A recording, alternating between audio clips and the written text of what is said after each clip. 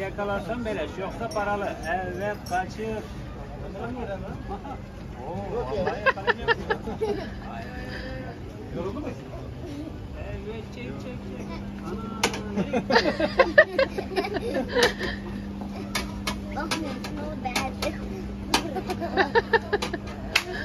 Evet, hemen geliyor. Hemen geldi. Yes. Teşekkürler. İyi akşamlar. Çikolata olsun böyle. Olmasın. Tamam. Çilek var. Fıstık. Çilek olsun mu? Evet, buyursunlar. Afiyet olsun. Thank you.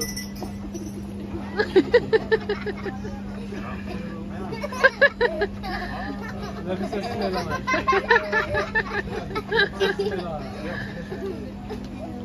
Afiyet olsun. Bay bay.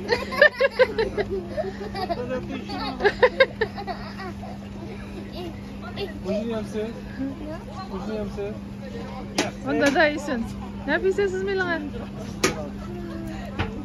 Evet, buyur bakalım. Afiyet olsun.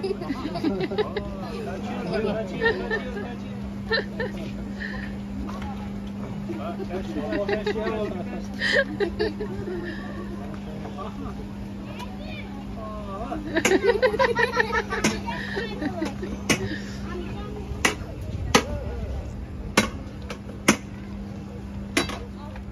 Ver bakalım. Afiyet olsun. Teşekkürler. Yes, okay. Evet. Allah Allah. Yes.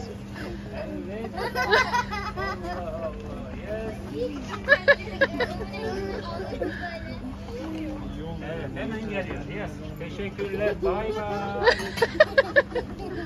Yes. Aha. Evet, kaçıyor. Nesle? Teşekkürler. Nesle? Size teşekkürler. Burada da var. Ne farkı var?